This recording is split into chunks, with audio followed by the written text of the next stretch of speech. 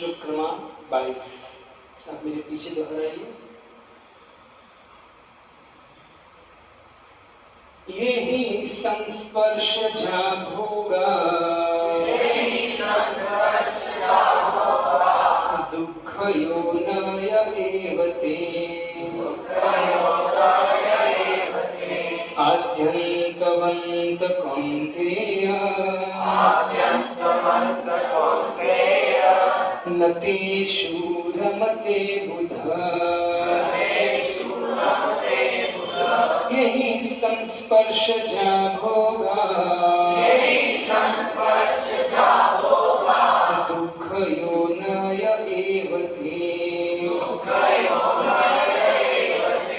आद्यन्तवन्त कौन्तेय न तेषु रमते बुधा। यही संस्पर्शजा भोगा दुःखयोनय एव ते आद्यन्तवन्त कौन्तेय न तेषु रमते बुधा।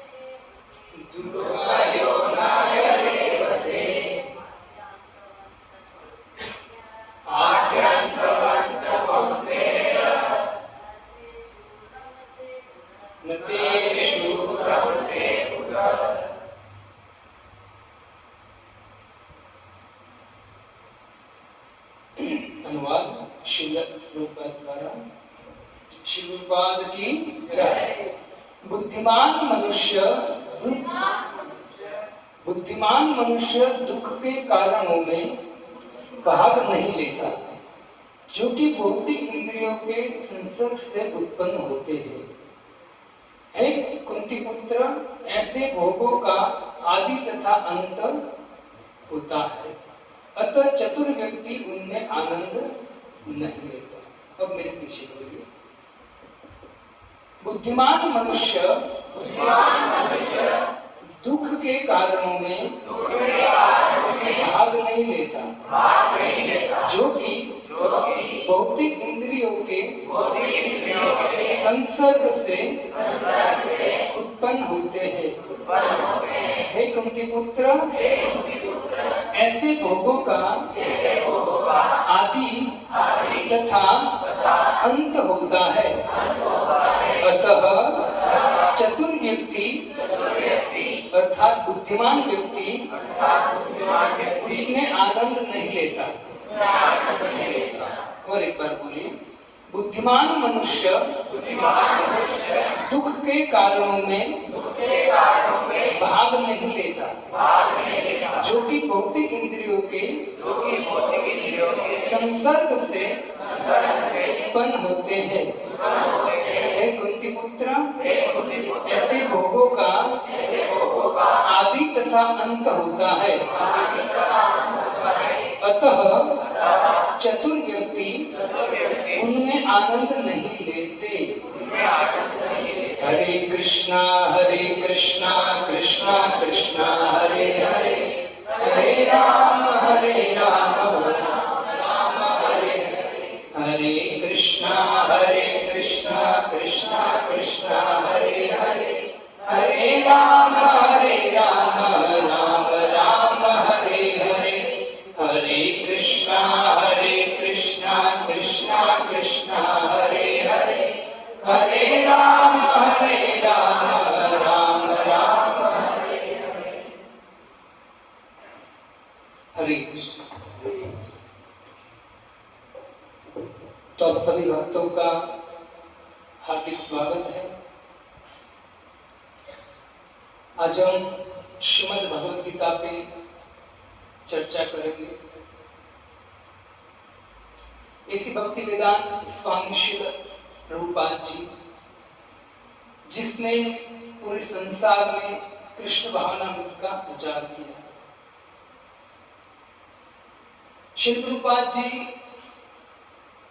जब भी किसी को मिलते थे तो उनको एक ही बात कहते थे कि जो प्रकृति है जिससे हमारा शरीर बना है, उस शरीर में जो भगवान ने इंद्रियां दिया है, कौन कौन सी इंद्रियां दिया है? नाक, कान, आंख, जिह्वा, ये सब इंद्रियां दिया है। तो इस समस्त इंद्रियों को भगवान की सेवा में लगाना चाहिए। यदि आप भगवान की सेवा में अपनी इंद्रियों को नहीं लगाओगे तो श्री प्रभुपाद जी कहते हैं कि वही इंद्रियां आपको दुख देगी। तो चॉइस किसको करना है? हमें करना है कि हमको क्या करना है। इससे दुख गोस्वामी पाद कहते हैं कि सर्व उपाधि विनिर्मुक्ते तत्परत्वेन निर्मलम, कि मनुष्य को समस्त उपाधि से मुक्त होना चाहिए, तब जाके व्यक्ति निर्मल होगा। उपाधि क्या है? उपाधि क्या है? उपाधि, बहुत सारी उपाधि लेकर बैठे।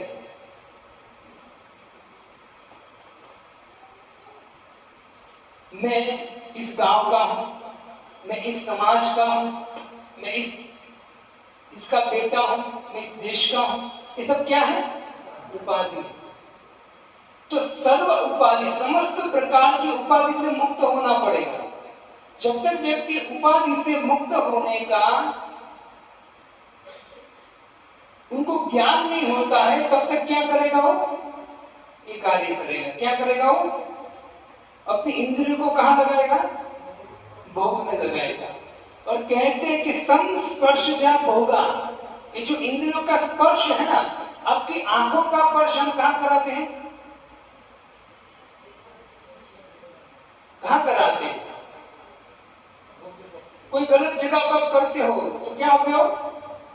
संस्पर्श हो। कान का स्पर्श क्या होता है? गलत पिक्चर देख क्या बोलते हैं, गाने सुनने में या फालतू बात सुनने में, तो क्या हो गया? वो स्पर्श हो गया। आपकी जीवा का स्पर्श कहां होता है? गड़बड़ बोलने में, कुछ भी बोल रहे रहते हैं ना, अभी व्यक्ति को बहुत कुछ बोलना, बहु बोला हो गया। शास्त्र कहता है क्या बनना है, इनको बहुश्रुता बनना है। व्यक्ति को क्या करना है, बहु बोला बन गया मेरी तरह, ज्यादा बोलना है। तो क्या करना चाहिए, सुनना चाहिए। इसे तो नारद मुनि भी कहते हैं कि न यत् वचम चित्र पदम हरे यशो जगत पवित्रम प्रगुणित करहिचित तद्वाय संतीर्थ मुशंति मानसा न यत्र हंसा निर्मत्त शिक्षया। कि जो व्यक्ति हंस प्रकृति का होता है ना, वो व्यक्ति कहाँ बैठता है, जहां ऐसा वातावरण होता है वहां जाकर वो बोलता है। क्या बोलता है, भगवान के विषय में बोलता है।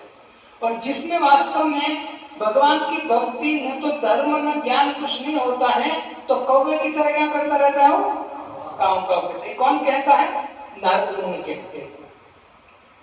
तो श्री प्रभुपाद जी कहते हैं कि अपनी इंद्रियों को, इस सर्व उपाधि जब से मुक्त हो जाएंगे तो हमारी इंद्रियां कंट्रोल हो जाएंगी, हम इंद्रियों को अच्छी जगह पर लगा सकते हैं। इसी वक्त तो ये जो उपाधि लेकर फिरेंगे हम, और जब तक ये उपाधि नहीं आएगी कि हम भगवान के दास हैं, हम कौन है, देखो भक्तों, पिछली बार मैंने आपको बोला था कि चैतन्य महाप्रभु जो राधा और कृष्ण के मृत अवतार, मैं आपको एक बात बताऊं। मैं बहुत दिन से चैतन्य भागवत चैतन्य चरितामृत में स्टडी कर रहा हूं, लेकिन चैतन्य भागवत में वृंदावन दास ठाकुर कहते हैं कि राधा भाव में चैतन्य आए। तो राधा का भाव क्या था, तो जब अक्रूर जी भगवान कृष्ण को लेने आए और भगवान श्री कृष्ण रथ में बैठकर जब मथुरा में गए ना, तब जो राधा रानी ने विलाप किया भगवान के विरह में, कोई भी व्यक्ति होगा ध्यान से उसको पढ़ाई करेगा ना या श्रवण करेगा, तो व्यक्ति की आंखों से आंसू निकल जाएगा। इतना विलाप करते हैं कौन, और प्रेम है ना कृष्ण के प्रति, तो प्रेम ये भौतिक संसार का प्रेम नहीं है, ये महाभाव से ऊपर का प्रेम है। इतना विलाप करते राधा रानी, है ना। इससे लोग कहते हैं कि राधा रानी का भाव समझना नामुमकिन है, हम नहीं समझ पाएंगे। तो अभी हम राधा राधा नाम लेते हैं, तो वही चैतन्य महाकृष्ण है स्वयं, उसने विचार किया कि राधा जिस भाव से मुझे प्रेम करती थी वो मुझे जगत को देना है, तो कैसे दूंगा, तो आचरण करके चैतन्य महाप्रभु दिखाया। अब चैतन्य भागवतम पढ़ लेना कभी। चैतन्य महाप्रभु जब गया क्षेत्र से होकर आए, और जब उसने राधा रानी का भाव प्रकट करना चालू किया ना, अद्भुत, वर्णन नहीं होता है, खाली सुनते रहो आप ना। यदि श्रवण कर दोगे ना, तो भी क्या होता लगेगा, हृदय को द्वैत होता लगेगा, सूरत हृदय धीरे धीरे। इतना सुंदर भाव प्रकट किया है। और वही चैतन्य महाप्रभु हम सबको हमारा कल्याण करने के लिए ब्रज प्रेम देने के लिए आए हैं। ब्रज प्रेम आप कितना भी पढ़ लो, कितना भी सुन लो, नहीं मिलेगा। किसने दिया है, तो ये जो परंपरा में आप ज्ञान प्राप्त करते हो, आपको क्या प्रदान करेगा, ब्रज प्रेम। सामने नहीं है रागात्मिका भक्ति। कौन सी भक्ति, रागात्मिका से भी ऊपर रागात्मिका भक्ति। कौन प्रदान करना है, चैतन्य महाप्रभु। और चैतन्य महाप्रभु आकर हमको यही सिखाया है ना, कि हमको क्या करना चाहिए, हमारे इंद्रियों को भगवान की सेवा में लगाना चाहिए। इसे कहते हैं कि चैतन्य संगी गणे नित्य कर संग, तबे तो जानी को सिद्धांत अतरंग। हमको अतरंग सिद्धांत जानना है संसार का। हम क्या जानते हैं खाली कि भाई पिताजी हमको पढ़ा लिखा रहे, जो पढ़ के पहली दूसरी तीसरी 10वीं कॉलेज किया और ग्रेजुएट किया, पीएचडी हो गई, फिर क्या करना है, अब पिताजी हमारी शादी कर रहे हैं, चलो शादी हो गई। जॉब करना है, चलो जॉब स्टार्ट हो गया, शादी हो गई। अब शादी हो गई तो हम दो और हमारे वो तो होने वाले हैं, ठीक है। और फिर वो प्लानिंग करते हैं, मकान बनाएंगे, गाड़ी लेंगे और बच्चे बड़े करेंगे, फिर वो भी क्या प्लान करेगा, अब बच्चों की शादी। और बच्चों की शादी करा देता है, बच्चों को सेटल कर देता है, वो अपने आप को बहुत प्रसन्न मानता है। नहीं, ये जीवन नहीं है। जीवन अगर वास्तव मनुष्य जीवन मिला है, उसका उद्देश्य क्या है? भगवान की भक्ति करना। भगवत गीता पढ़ लीजिए आप। इससे इस श्लोक में कहा कि जब तक ये स्पर्श होता है ना इंद्रियों का, ज्यादातर लोग स्पर्श कहाँ कराते हैं पता है? आंखों से। पूरा दिन तो काम करते हैं, जैसे 8, 9, 10 बजा, फिर हाथ में इडियट बॉक्स हाथ में लेके कितने बज जाएंगे कोई पता नहीं, 12 में कोई पता नहीं है। वो भी 12 बजे, आपने 9 बजे फोन हाथ में लिया और 12 बज गए, और 12 बजे भी भगवान की कृपा से आपको कुछ बुद्धि दिया कि भाई अब सो जा। मन तो कहते बेटा अभी तो 12 बजे और 1 घंटा और 5 मिनट देख, तूने अब तक तो व्हाट्सएप देख रहा था, फेसबुक बाकी। ये कौन कहता है? थोड़ा फेसबुक का वीडियो देख लो, फिर फेसबुक देख लेगा, फिर विचार देगा कि आने वाली मैच कब है, कौन सी चैनल पे आएंगे। तो अन्य क्या देता है? विचार देता है। अब तो ये मत होने दो, रात को 12 बज जाते पर एक फोन है ना, जो फोन उसमें अगर लग गया, हाँ फोन एक काम है, यदि फोन में आपको श्रवण करने की लत लग गई भगवान की कथा, है ना, तो अगर आपको 12 बज गए तो प्रॉब्लम नहीं है। अगर कथा सुनने रुचि आ गई और रुचि कथा सुनते सुनते 12 बज गए ना, मैं आपको गारंटी देता हूं तो 12 बज गए भगवान की कथा करता सुनते सुनते, तो आपको इतना उत्साह देगा कि सुबह आपको 4 बजे जगा देगा। और 4 बजे जगकर आप क्या करोगे? तुरंत हाथ में माला लोगे, हरे कृष्ण हरे कृष्ण। इतनी ताकत है भगवान के नाम में, भगवान की कथा। लेकिन यदि आपने ये भोग किया, यदि संस्पर्शिला भोगा, मोबाइल हाथ में ले लिया और भोग किया 12-1 बजे तक, तो याद रखना आपको ऑफिस जाना है 7 बजे। सुबह जगोगे ना, आपको बहुत पछतावा होगा, बहुत थकान होगी। क्योंकि जो इंद्रिया है ना, इंद्रिया क्या देती है हमको? कष्ट देती है। रात को आपको जगाएगी, दिन में मन बहन रहे बेकार भूल कर दे, रात को 12 बजे तक जग गया। जगह का कौन है? मन ही जगह। और पछतावा कौन करता है? मन ही पछतावा करता है। 12 बजे तक फोन लेके घूमता है, फिर क्या होगा? थकान तो लगेगी। ये कौन कहता है? भक्तों, ये जो 5 इंद्रिया है ना, कर्म इंद्रिया, और छठा मन है। सुनिए ध्यान से, छठा कौन है? ये गड़बड़ करने वाला कौन है? भगवान भगवत गीता में कहते हैं 15.7, ममे अंश जीव लोक जीव भूत सनातन। भगवान कहते समस्त जीव किसके हैं? मन श्रेष्ठ इंद्रियानि प्रकृति स्थानी कर्षति। ये 6 इंद्रियों के द्वारा क्या करते हैं? दुख देते इस मनुष्य को। और 6 इंद्रियों में मुख्य कौन है? इससे भक्तों, ये जो मन है, आंख है, कान है, उसका जो स्पर्श है ना, वो भोगों में मत होने दीजिए, भोगों में मत होने दीजिए। बहुत अभी आपको भले कुछ भी लगे, आगे जाके अगर मन एक बार लत लग गई ना कोई चीज की, आपको छूटने देगा, यही दुख देता रहेगा। एक चीज की लत लग जाती है ना, वो लत छूटती नहीं है, कभी नहीं छूटती। तो उसका एक ही उपाय है, क्या है? भगवान के नाम, बाकी नहीं छूटते हैं। इससे भक्तों, हम जब आध्यात्मिक ज्ञान की बात करें ना, तो आध्यात्मिक ज्ञान कहां से स्टार्ट होता है? भगवत गीता से स्टार्ट होता है आध्यात्मिक ज्ञान। कहां से? भगवत गीता। भगवत गीता के शब्द, भगवत गीता। और यदि आप स्कूल और कॉलेज कर रहे हो, पढ़ाई कर रहे हो, उसमें यदि शुरुआत में आध्यात्मिक ज्ञान नहीं है, डायरेक्ट आप भौतिक ज्ञान लेते हो, तो ज्ञान क्या बन जाएगा? अब खाली भौतिक ज्ञान ले रहे हो, आध्यात्मिक ज्ञान नहीं ले रहे हो, तो ज्ञान क्या बन जाएगा? वो अविद्या बन जाएगा। क्या बन जाएगा? जिस तरह से आप शरीर को क्या कहा गया है? महाप्रसादे नो ब्राह्मणे सर्वपुण्यम मतन राजन विश्वासुदेव जायते शरीर अविद्या। शरीर को अविद्या बोला गया है। क्या बोला गया है? ये दुख के अलावा कुछ नहीं देता है। कभी घुटना दुखता है, कभी गर्दन दुखती, कभी खांसी हो गई, कभी बीमार हो गई, कभी टेंशन रहते हैं कि अरे बाप रे अभी 40 साल का हूँ, कमर दुख रही है, आगे क्या होगा मेरा। ये कौन दुख देता है? शरीर। अविद्या, अविद्या से भरा हुआ है। लेकिन चैतन्य महाप्रभु कहते हैं अविद्या से भरा, चेतना पूरी अविद्या रूपी हो गई है।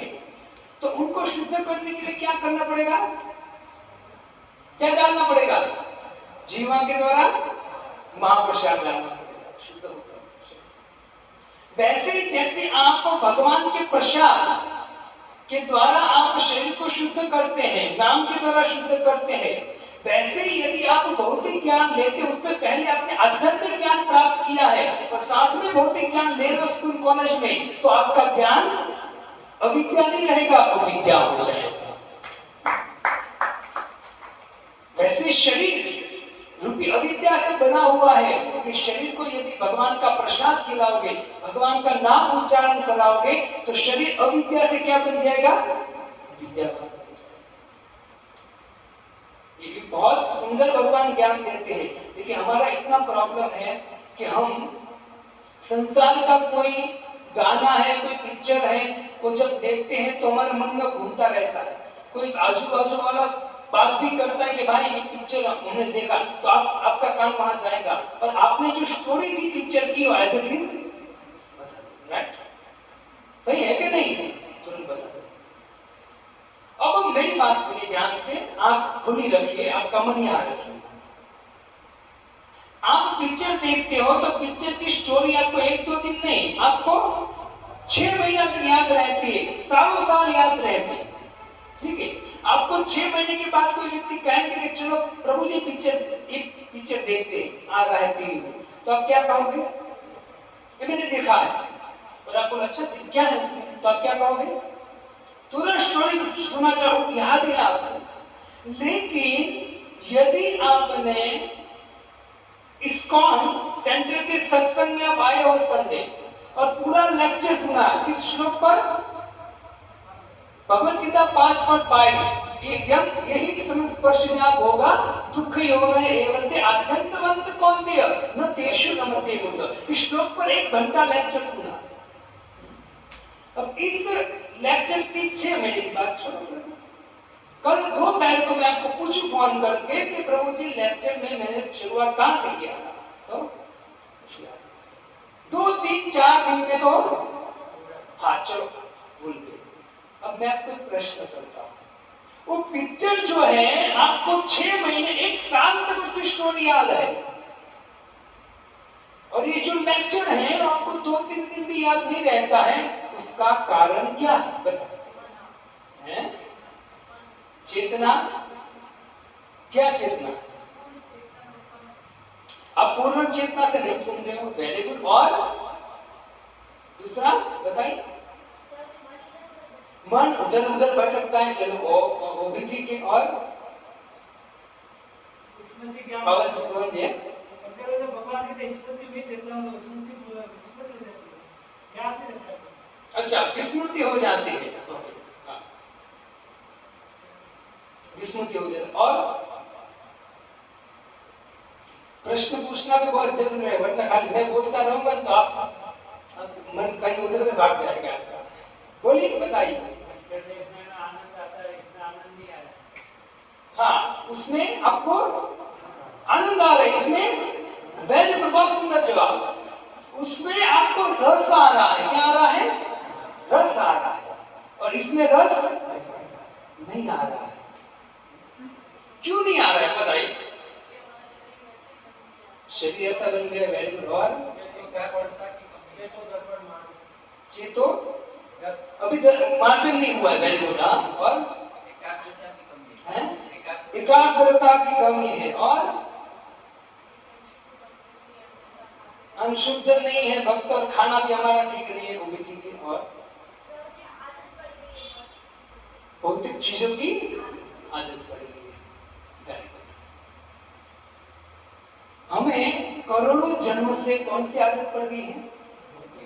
भोग करने की, भोग करने की आदत पड़ गई है। इससे दिमाग में क्या रहेगा?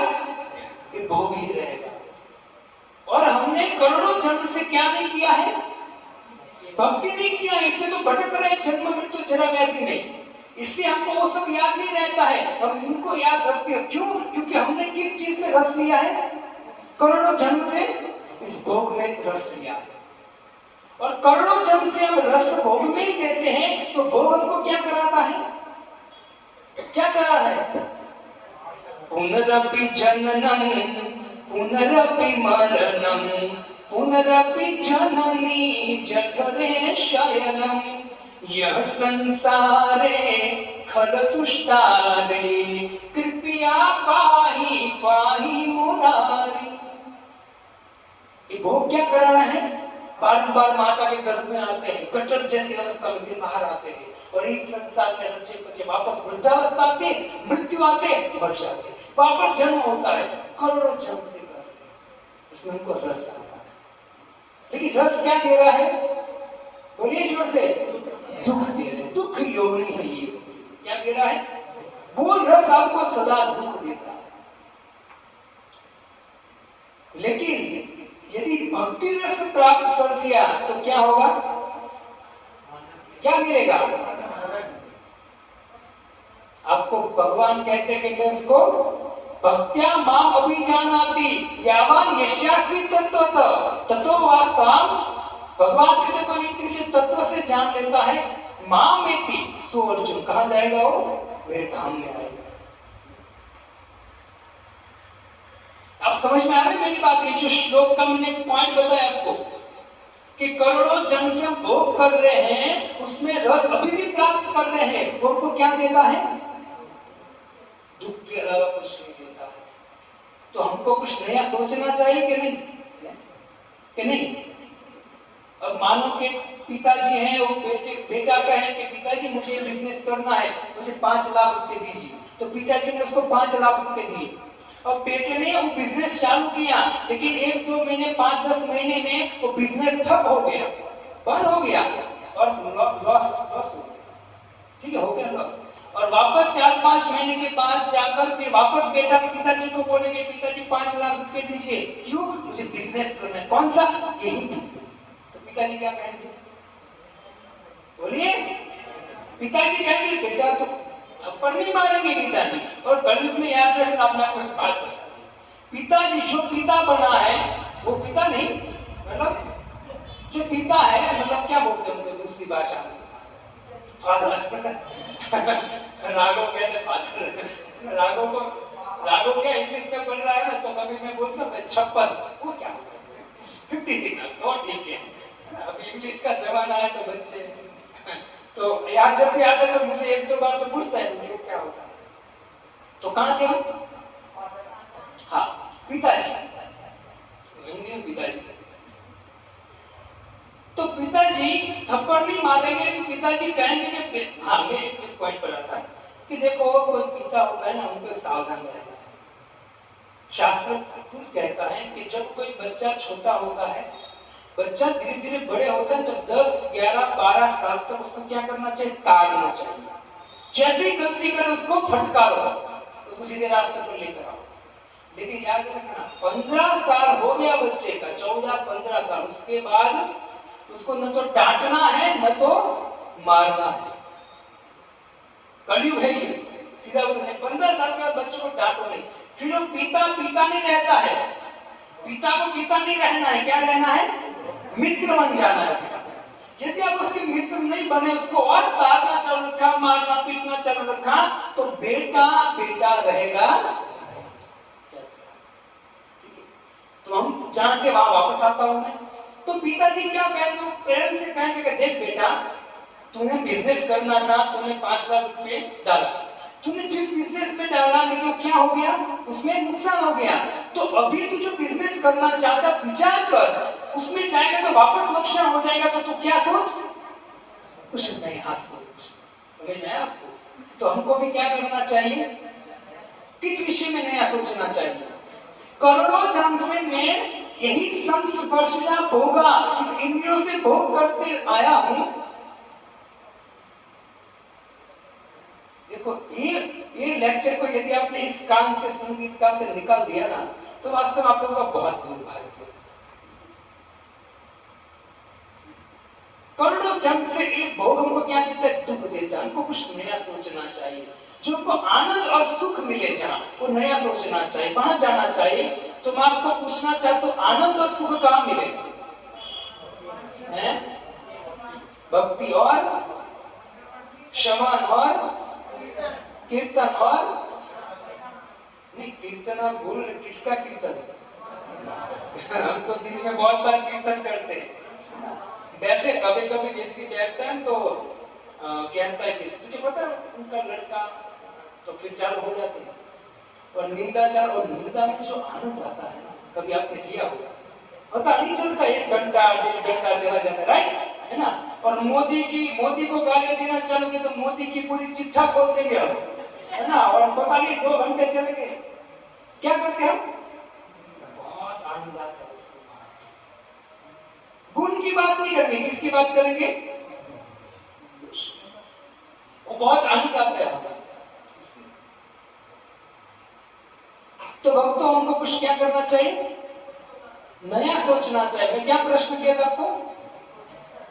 ब्यूटिएशन करना चाहिए और आनंद चाहिए आपको। आनंद की ओर जाना है ना हमको, क्योंकि एक भोग करते करते तो बारंबार जन्म मृत्यु होता है, दुख मिलता है, चिंता मिलते हैं। तो हमको क्या करना चाहिए? जहां आनंद भी है वहां जाना चाहिए। तो आनंद कहां मिलता है? सुख कहां मिलता है? जन्म मृत्यु से मुक्ति कहां मिलती है? आपको आनंददाता भगवान कृष्ण के पास जाना है। ये सिखाने के लिए चैतन्य महाप्रभु है। इसे श्री प्रभुपाद जी कहते हैं कि कोई व्यक्ति यदि प्रश्न करे कि जिसमें अज्ञान भरा है, जिसमें इंद्र तृप्ति का जीवन लेकर बैठा है कोई व्यक्ति, पूरा इंद्र तृप्ति में रचा पचा है, विषयों में रचा पचा है, तो ऐसे व्यक्ति से बुद्धिमान जो व्यक्ति होता है वो मिलता नहीं उनसे। बुद्धिमान व्यक्ति उनके पास नहीं जाता। उनको पता है कि उनके पास जाऊंगा तो मैं कैसा हो जाऊंगा? इनके जैसा हो जाऊंगा। इसे बुद्धिमान व्यक्ति उनके पास, इसे कहते हैं न देशो रमते। बुद्धिमान व्यक्ति ऐसे इंद्र तृप्ति के कार्यों में नहीं रमता। उनको पता है कि दुख का कारण बनेगा, है ना। अगर कोई व्यक्ति प्रश्न करे कि नहीं प्रभु क्यों इंद्र तृप्ति में कितना आनंद है, फोन देखने में, पिक्चर देखने में, सब कुछ करने में बहुत आनंद, मजा आता है। ये मजा कौन लेता है? ये मन मजा लेता है। आपको मूर्ख बना रहा है। ये मन मजा लेता है और मन ही फिर ऑप्शन देगा। आपको सुख कहां से मिलेगा? कहां से मिलेगा? है आत्मा से। कहां से मिलेगा? आत्मा को खुराक आप दोगे तो वहां से प्रसन्नता मिलेगी आपको। ये जो आप कह रहे थे नहीं प्रभु हम तो बहुत सुखी है, इंद्र तृप्ति में कितना आनंद आ रहा है, गाड़ी लेके घूमते हैं, कभी यहाँ घूमने गए, वहां गए, ये कर लिया, वो कर लिया, कभी शराब पी लिया, कभी भक्तों के मतलब मित्रों के साथ गपशप लड़, तो उसमें तो आनंद आ रहा है। लेकिन वो आनंद जो आप कह रहे हो ना, आनंद वो कैसा है? अत्यंतवंत कौन्तेय, हे अर्जुन कौन्तेय, हे कुंती के पुत्र अर्जुन, अत्यंतवंत, इसका अंत नश्वर। समझ में आया? इसका अंत है। आप जिसका भोग कर रहे हो ना, इसका अंत है। मानो आप फोन छुआ रहे हो, आपको बहुत आनंद आ रहा है, आप दिन में 8-8, 10 घंटे फोन में रहते हो, इसका अंत कहाँ है? चलो एक नजदीक की बात बता दिया, फोन डिस्चार्ज हो गया तो आपको क्या लगाना पड़ेगा? चलो उनका मोबाइल क्या ढूंढते लोग? पावर बैंक लगा दे, चलो उसको सर्च हो गया। उसका अंत कहाँ आएगा?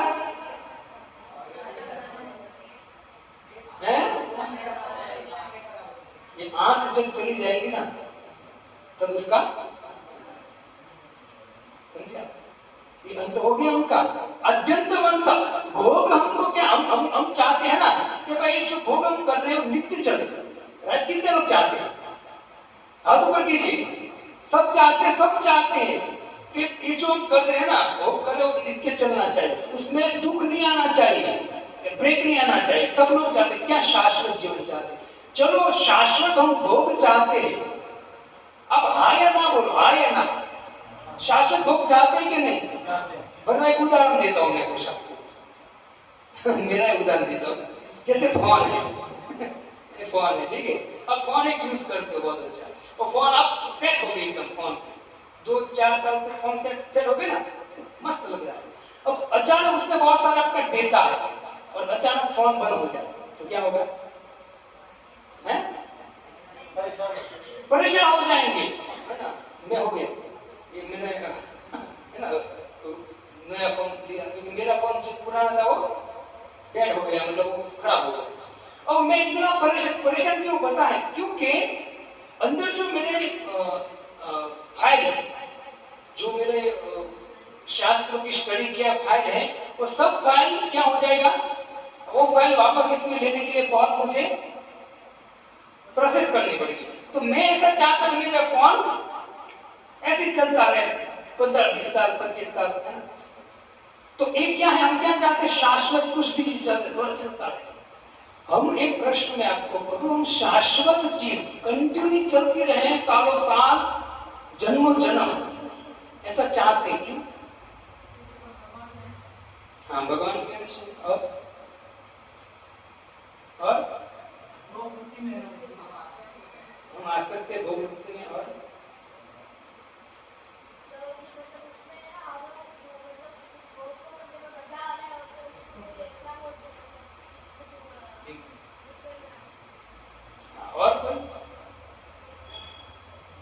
क्योंकि हम शाश्वत भोग इसलिए चाहते हैं क्योंकि हम किसके अंश हैं? भगवान के अंश है। किसके अंश है? और भगवान क्या कहते हैं? जीव क्या है? पूरा श्लोक बोलिए, क्या बोले? सनातन। सनातन का अर्थ क्या है? जिसका आदि भी नहीं हो, जिसका अंत भी नहीं हो, वो कौन है? हम भगवान के अंश होने के नाते हम सनातन है। हम मतलब आत्मा, शरीर तो नाश राख हो जाएगा, है ना? फिर अनेक शरीर प्राप्त होंगे, सब राख हो जाएंगे। हम कौन है? आत्मा। और आत्मा भगवान खुद कहते सनातन है, इसका कोई आदि नहीं है, कोई अंत नहीं है। हम शाश्वत होने के कारण हमारी इच्छा भी क्या रहती है? शाश्वत है। लेकिन क्या हमको भौतिक जगत में शाश्वत वस्तु मिलने वाली है? नहीं, तो कहां जाना पड़ेगा? भगवान की शरण में जाना पड़ेगा।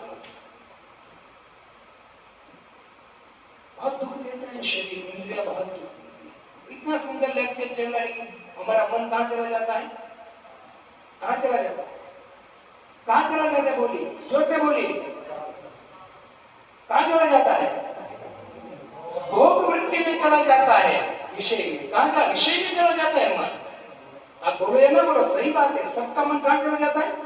आप भगवान को छोड़कर आपका मन कहीं भी गया, मतलब कहां चला गया? विषय में। सोचिए कैसी स्थिति हमको, इससे उठना है। क्या करना है? और उठने के लिए हमको नित्य से सत्संग सुनना पड़ेगा, करना पड़ेगा। इसके अलावा कोई उपाय? आपने एक राजा का नाम सुना होगा, उज्जैन नरेश गंधेश्वर। नाम सुना आपने? नहीं सुना? चलो अच्छा, और आगे थोड़ा बढ़ता हूँ। तो गंधेश्वर उज्जैन के राजा थे, उनके 2 पुत्र थे। एक का नाम था भर्तृहरि। अब याद आया? अभी भी याद? भर्तृहरि राजा भर्तृहरि याद रखें। दूसरा पुत्र कौन था? छोटा विक्रम। अब याद आई? हाँ प्रभु जी, विक्रमादित्य। 2 पुत्र थे। एक जो भर्तृहरि थे ना, वो बड़े थे। भर्तृहरि राजा बने। कहते कि जो भर्तृहरि थे, उनकी पत्नी का नाम था अनंतसेना। उनकी पत्नी का नाम अनंत। इतना प्रेम करता था, आसक्त था वो, बहुत प्रेम करता अपनी पत्नी से, विषय भोग में लिप्त था अपनी पत्नी से प्रेम, लेकिन धार्मिक भी था। पत्नी से बहुत प्रेम करता था। तो एक दिन की बात है, उनके राज्य में एक साधु आया। तो साधु ने, वो विक्रमादित्य धार्मिक राजा था और उनके गुण बहुत थे। वो गुण देखकर और साधु प्रसन्न हो गया। साधु ने फल दिया। किसको? भर्तृहरि को दिया, फल दिया। बोला कि तू फल खाएगा ना तो तेरी आयुष्य दीर्घ होगी, लंबी आयुष्य होगी, और दूसरा तेरे जो शरीर का क्या बोलते हैं उनको, यौवन, तो सुंदरता है बरकरार रहेगा। वो फल दिया। भर्तृहरि ने क्या सोचा पता है? भर्तृहरि ने सोचा कि फल है, फल मैं खा के क्या करूंगा, मेरी पत्नी को दूंगा तो वो युवा रहेगी तो उनका मैं भोग करता रहूंगा। तो उसने अपनी पत्नी को बहुत प्रेम करता था, है ना। व्यक्ति क्या होता है, जिससे बहुत प्रेम करता है उसको क्या देता है, कुछ अच्छी चीज देता है ना। तो हमको किससे प्रेम करना चाहिए? भगवान को अर्पण करना चाहिए। अब भगवान को अर्पण नहीं करोगे और सब पत्नी को अर्पण करोगे तो अब देखना उसके हाथ। पत्नी भी कौन देता है? तो किसने दिया है? ठाकुर ने दिया। अब भर्तृहरि जो थे उसने पत्नी को दिया, और पत्नी जो थी वो किससे प्रेम करती थी? वो जो घोड़े होते हैं ना, घोड़े राज्य में घोड़े, उनकी संभाल रखने वाला क्या बोलते हैं उनको? पंती पा। हाँ बस, उन लोग शायद पंती पा ऐसा कुछ बोलते हैं। तो उनसे प्रेम करती थी रानी, तो उनको फल देती कि मेरा प्रेमी जो है वो खाएगा तो जुआन रहेगा, तो मुझसे प्रेम करेगा, तो उनको दे दिया। अब वो जो व्यक्ति था जो घोड़े की रखवाली करता था वो वेश्या से प्रेम करता, उसने वो फल वेश्या को दे दिया। आपने स्टोरी सुनी होगी, लेकिन याद रखना चाहिए स्टोरी सुनना काफी नहीं है, स्टोरी का सिद्धांत बाहर निकालकर जीवन में उतार, जीवन तक बहुत ऐसी यूट्यूब पे सर्च करो, बहुत स्टोरी मिल जाएगी।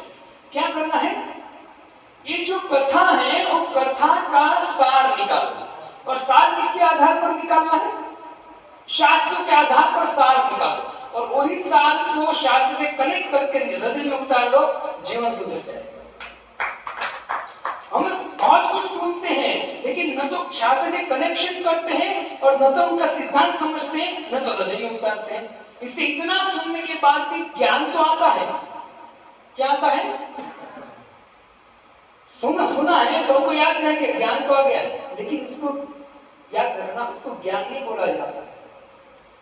आपको कुछ चीज याद है लेकिन उसका आप हृदय में नहीं उतारते, जीवन परिवर्तन नहीं होता, तो ज्ञान नहीं है। क्या है वो? खाली जानकारी। क्या है? उस समय आने पर, खराब समय आएगा ना, तो आप जो अपने आप को ज्ञान समझते हो, ज्ञान आपके काम में आने वाला नहीं है। लेकिन वो ज्ञान को आपने अपने भगवान के शास्त्रों के अनुसार विज्ञान में परिवर्तन कर दिया, तो ज्ञान जब भी आपको परिस्थिति खराब आएगी, वो ज्ञान आपको सहाय करेगा। तो भक्तों, ये सब घुमाकर दिमाग में डालकर ये सब कुछ करना बहुत जरूरी है। तो कहाँ थे हम?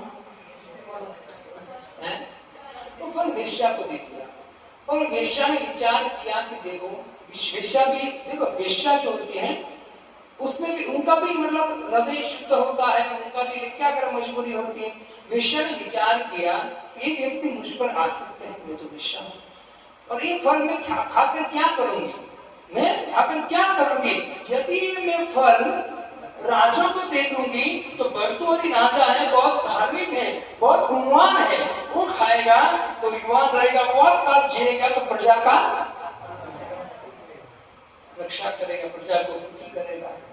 जैसे राजा ने दिया, भर्तृहरि के हाथ में फल आया ना, भर्तृहरि समझ गए, कुछ बोले नहीं, समझ गए। कहते कि भर्तृहरि को फल हाथ में आया ना, कहते कि वैराग्य आ गया। अरे बाप, मैं किस विषय में पढ़ा था, जिस विषय को प्रेम करता था, और विषय वास्तव में मुझसे प्रेम नहीं करता। मैं कितना आसक्त था, वो किससे प्रेम करती है? तुरंत उनको क्या आ गया? कहते हैं कि उसने वैराग्य पर 100 श्लोक लिखे। कितने? 100 श्लोक लिखे। वैराग्य शतक ग्रंथ का नाम है, अब कभी जाओगे कहीं पुस्तकालय तो मिलेगा आपको वैराग्य शतक। किसने लिखा है? तो भक्तों, जो विषय है ना, विषय भोग, वो विषय भोग दुख का कारण बनता है। और याद रखना, वो कभी भी समाप्त नहीं होता है। कभी भी आपको यहाँ शरीर में कहीं कुछ क्या हो जाता है? खुजली। खुजली हो गया और क्या करोगे आप? खुजला होगा तो क्या होगा? पलो पलो और बढ़ेगी और बढ़ेगी और बढ़ेगी, खुजली बढ़ती जाएगी। वैसे जो भोग काम रूपी खुजली है ना, वो बंद होने वाली नहीं है। बहुत ऐसे मूर्खों कहते हैं कि भाई आपके मन की इच्छा काम वासना तो पहले पूरी कर लो, फिर आपका मन शांत हो जाएगा। हरि नाम जपो, खुश होने वाले। कभी शांत नहीं होगा मन। एक बार अकबर, बीरबल ने अकबर को प्रश्न किया, नहीं अकबर ने बीरबल को प्रश्न किया कि जो काम वासना है वो 50-55 साल का व्यक्ति हो जाता है तो शांत हो जाती है। किसने बोला है? अकबर ने। तो बीरबल ने कहा कि नहीं राजा, ये जो काम वासना है ना, भोग वासना, वो जीवन भर मरते दम तक समाप्त नहीं होती। तो अकबर ने बोला ऐसा कैसे? बुढ़ा हो जाएगा फिर क्या करेगा वो तो भोग। तो बीरबल ने बोला ठीक है, मैं आपको समय आने तक बताऊंगा, सुनिए ध्यान से।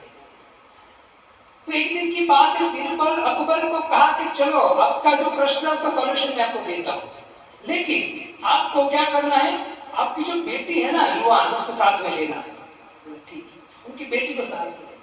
चलते चलते वो राजा को, अकबर को लेकर गए व्यक्ति के पास जो एकदम वृद्ध हो चुका था और खटिया में पड़ा था। और बीरबल ने कहा था कि तेरी संभाल लेने के लिए राजा आएंगे। तो जैसे तीनों एंट्री, तीसरा कौन था? उनकी बेटी। जैसे एंट्री किया ना, तो अकबर बीरबल कुछ पूछ रहे हैं, उनको उनका ध्यान कहां है? उनकी बेटी की। बीरबल कुछ नहीं बोला। बीरबल ने इतना बोला, राजन समझ गए? तो अकबर ने क्या बोला? हाँ मैं समझ। और फिर राज्य में वापस आ गया। क्या समझाओ? कि मरते दम तक ये काम वासना समाप्त होने वाली नहीं है। हाँ कभी कभी होता है कि कंबल ओढ़कर सो जाती है। क्या हो जाती है?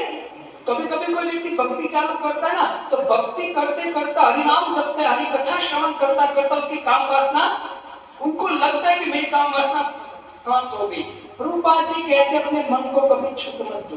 अब कितने भी बड़े भक्त बन जाओ, लेकिन फिर भी मन को फटकारते हो, थोड़ी सी भी छूट मत दो इसको। क्योंकि काम वासना, आप भजन कर रहे तो काम वासना क्या करकर बैठी है? कंबल ओढ़कर सो रही है। जैसे उनको थोड़ा सा चांस दिया, विषय का स्पर्श कराया, तुरंत चल जाए। तू रंग विश्वामित्र को पूछ लीजिए, कंडू मुनि को पूछ लीजिए, आप शौपरी मुनि को पूछ लीजिए, बड़े बड़े मूर्धन्य जो हजारों साल तक तपस्या किया, थोड़ा सा स्पर्श हुआ। विश्वामित्र को किसका स्पर्श हुआ? 7,000 साल तक तपस्या में बैठे, किसका स्पर्श हुआ?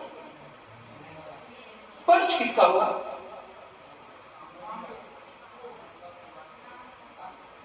हाँ बोलिए बोलिए, सही बोल रहे हैं। नहीं वो तो शौपरी था। मैन का क्या कर रही थी? नृत्य कर रही थी, गा रही थी। किसी का स्पर्श हुआ? क्या हालत है? शौपरी मुनि किससे स्पर्श हुआ? आंख से। तो एक मादा और नर मछली मैथुन कर रही थी, उसमें स्पर्श हुआ। यही संस्पर्श जात होगा। हालत देखिए, विचार कीजिए, एक एक इंद्रिया। भगवान भगवत गीता में कहते हैं कि एक, हमारी कितनी इंद्रिया है? 11 इंद्रिया है ना। विचार कीजिए, विश्वामित्र के एक इंद्रिया खाली भोग पर लगी तो क्या उसका पतन हो गया। हम 11 की 11 इंद्रिया क्या लगी हुई है? हमारी भोग में लगी। हमारा क्या होगा? विचार कीजिए। इसलिए इसके ऊपर उठना चाहिए, अपने मन को, अपनी चेतना को ऊपर उठाए, भक्ति में लगी, तब तक इस जगत से छुट्टी नहीं मिलेगी भक्तों। अब आगे थोड़ी कथा में कहूं तो याद आ रहा है कि साधु को सावधान रहना चाहिए। ये जब भर्तृहरि साधु बन गए ना, राज्य छोड़ के साधु बन गए, उनकी बहन थी जिसका नाम था मदनावती। क्या नाम था? वो मदनावती की शादी हुई हरिश्चंद्र, जो बंगाल का राजा था, उनके साथ शादी हुई। उनसे पुत्र हुआ था जिसका नाम था गोपीचंद, नाम सुना आपने? राजा। अब गोपीचंद मामा के पीछे चला और गोपीचंद भी बन गया। अब ऐसी कथा है, तो एक दिन की बात है कि ये दोनों साधु बन गए तो विचरण कर रहे थे। तो एक बार भर्तृहरि जो थे, तो भर्तृहरि अपना झोला लेकर जा रहे थे, तो एक वृक्ष था, वहां एक कील लगी हुई थी। क्या लगा होगा? कील लगी हुई थी। तो कील लगी हुई थी तो उसको झोला वहां टांगना था। तो तब उसी समय कौन आया? राजा गोपीचंद आए, वो भी साधु बन गए थे। तो उनको भी अपना झोला टांगना। तो भट्ट ने बोला कि मैं टांगूंगा, ये बोले तो दोनों का झगड़ा हुआ। तो एक बुढ़ी माता आई, उनको पूछा कि किसका हाल क्या बताए, पहले तो मैं आया, दोनों झगड़ा कर रहे। तो बुढ़ी माता ने कहा कि अरे आप लोग एक छोटी सी कील के लिए झगड़ा कर रहे हो, छोटी सी कील के लिए झगड़ा कर रहे हो। वो भर्तृहरि राजा गोपीचंद पूरा राज्य छोड़कर साधु बन गए, आप दोनों एक कील के लिए झगड़ा कर रहे हो। इतना सुनते दोनों अपना अपना झोला लेकर भाग गए। लेकिन सही बात है भाई, है ना? हम ही है, इतना बड़ा राज्य छोड़कर आए, कितना आसक्त हो गए।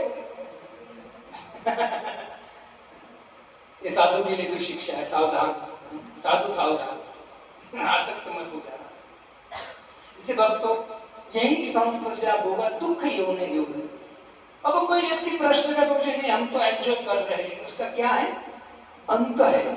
और जब अंत आएगा ना उस भोग का जो कर रहे हो, तो क्या देगा आपको? दुख देगा। व्यक्ति करोड़ों रुपए हैं, भोग करता करता जब वृद्ध हो जाता है ना, उसको बहुत दुख होता है, अरे मेरे पास इतना पैसा है ना, लेकिन भोग करने की सब कुछ मेरे पास सुविधा है, लेकिन भोग नहीं हो रहा है क्योंकि शरीर अत्यंत बन चुका है। इसे भक्तों वास्तव में हमें क्या करना चाहिए? इस भोग से ऊपर उठना चाहिए। भोग करोगे तो सजा निश्चित मिलेगी। आपने कुबेर का नाम सुना होगा, कुबेर के पुत्र थे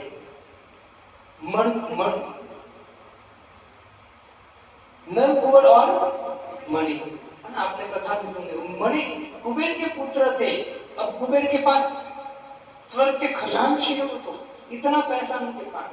ये दोनों पुत्र पिता के पैसे के द्वारा मद हो गए, अहंकारी हो गए और शराब पीकर एक सरोवर में स्नान कर रहे थे। किसके साथ स्नान कर रहे थे? अप्सराओं के साथ नग्न स्नान कर रहे थे। देखो भक्तों, पैसा पाप था, इतना पैसा था, बाप बहुत बड़ा था, तो उनके कारण क्या करने लगे? नशा करने लगे। और नशा करते करते स्त्रियों को साथ में। और जब व्यक्ति के पास पैसा होता है, जब वो पैसे के नशे में होता है तो बहुत पाप करता है।